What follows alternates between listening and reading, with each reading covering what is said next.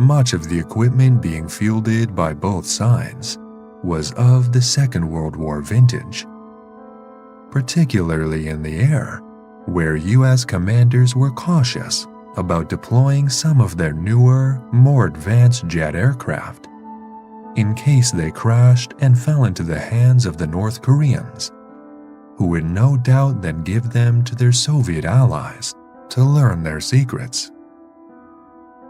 On the ground, the Sherman tank was still the predominant armored fighting vehicle of the US and Canadian forces, although in their improved M4A3E8 version, although newer tanks were soon thrown into the fray. After the United States, Britain supplied the greatest number of troops, and these served alongside members of the British Commonwealth Occupation Force, who, like the initial American units, were transferred from Japan, and whose members hailed from Australia, Canada, India, and New Zealand. Between August and November, their numbers swelled greatly as they reinforced dwindling South Korean-held territory around Busan, while the Royal Navy and Royal Australian Navy both provided aircraft carriers to provide air support. Yet, despite the influx of UN troops, the North Koreans continued to close the gap around Ri's remaining forces.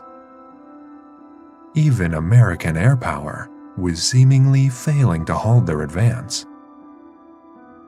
During the early engagements, the U.S. Army became increasingly frustrated by the poor level of cooperation they were receiving from the U.S. Air Force, compared to what they had received in World War II.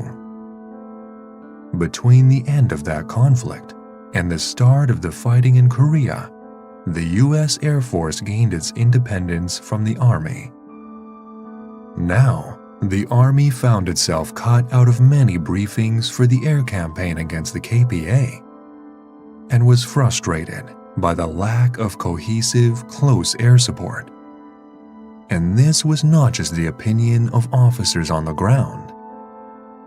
British World War II Spitfire ace Johnny Johnson undertook a tour flying Martin B-26 Marauders with the USAF, and even he remarked that cooperation between the services was poor in those crucial early days. USAF effectiveness was even further hindered by poor intelligence. In an effort to disrupt the flow of supplies to the KPA, for example, hundreds of missions were flown against major roads and highways. But the KPA were adept at choosing alternative routes, which USAF leaders failed to recognize. One thing that the USAF and the pilots of the US Navy did achieve very quickly, however, was air superiority, as the highly experienced American fighter pilots cleared the skies of the North Korean Yak-9 piston-engine fighters within weeks. By mid-September, the KPA had encircled Ri and the UN troops into an area of just some 5,000 square miles around Busan. However, North Korean success had been painful. Between June 25th and early August alone, the North Koreans suffered some 58,000 casualties, more than half of its initial invasion force.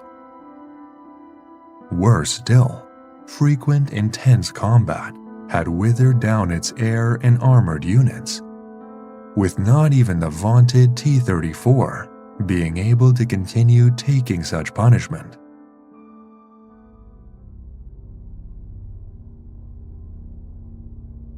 MacArthur found himself confronted with a dilemma.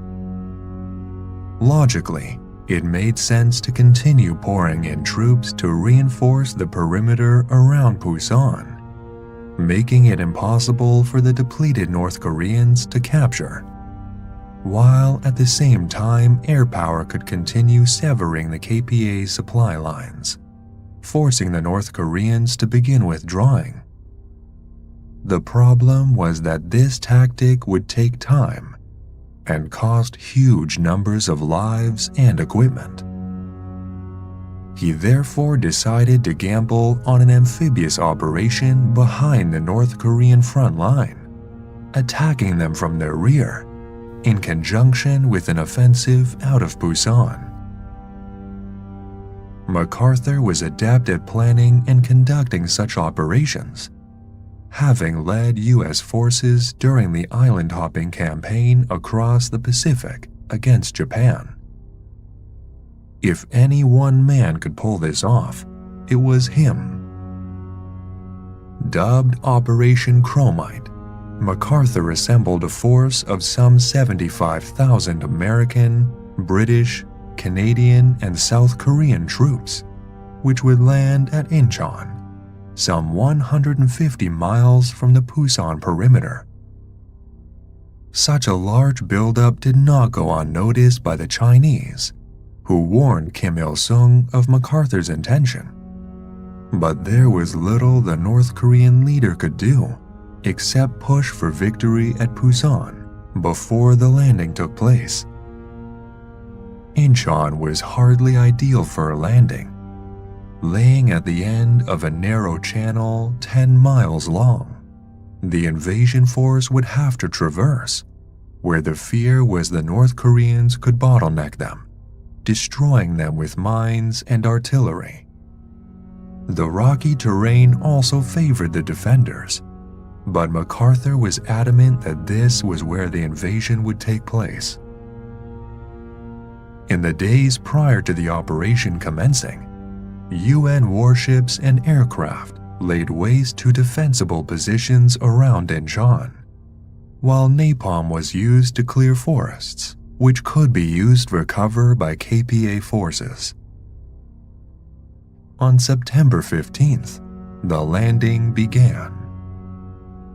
Despite offering stiff resistance, including conducting relatively ineffective airstrikes against American and British warships, by September 19th, MacArthur's invasion force was firmly embedded and moving out. Capitalizing on their progress, UN forces inside the Pusan perimeter also launched their offensive. Tired, hungry, low on ammunition, and demoralized, the North Koreans were soon retreating, faster than they had advanced southwards. 10 days after the Incheon landing began, Seoul was liberated as the North Korean retreat became a rout, with UN troops then reaching the 38th parallel and thus beginning an invasion of North Korea. With almost no tanks or aircraft remaining, Kim Il-sung found himself with the prospect of Korea being unified by the destruction of his communist North. By late October, the UN were on the verge of reaching the Yalu River and the border with China itself. He had only one card left to play, and that was to turn to his northern neighbors for help.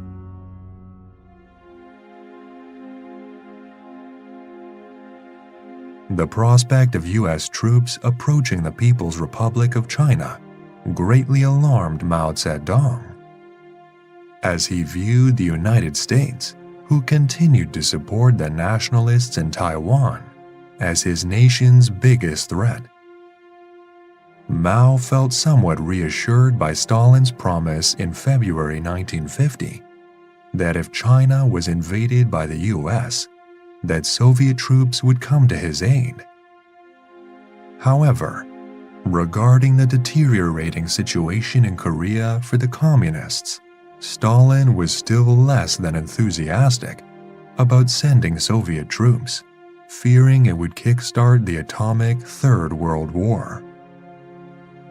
As a compromise, therefore, he promised that if Mao sent his own forces in to support Kim Il-sung, He would provide material and technical assistance in order to help Mao's troops address the technological disparity between Mao's forces and the UN. War on this scale was the last thing Mao needed in late 1950. Despite the victory of his Communist Party in the fight for the mainland, he was still having to contend with pro-nationalist groups conducting sabotage in support of the government in Taiwan, who were themselves preparing for the next stage of the ongoing war of political ideology. U.S. victory in North Korea, he feared, might fuel counter-revolutionary sentiment in China and strengthen the nationalist position in the region. His economy had also been left in tatters, but given how seriously he and his government viewed the threat from the U.S., Mao felt he had no choice but to agree to Stalin's terms. The task of commanding the Chinese troops in Korea was given to General Peng Dehuai, a highly experienced officer. But his force, the Chinese People Volunteer Army, or PVA, despite being strong in number, lacked many heavy weapons which would be needed to face off against UN armored units. Nevertheless, the introduction of the Chinese on October 25th saw a major reversal of fortunes in the war for a second time. The Communists were once again in pursuit of the UN and South Korean forces, as they now began their retreat south, back towards the 38th parallel. In the meantime, U.S. and UN air forces continued their campaign against North Korea in the hope of slowing the communist advance. But they were about to get a rude shock. On November 1, 1950, a flight of North American F-51D Mustangs, the famed long-range World War II fighter, found themselves set upon by an advanced new jet fighter with swept wings.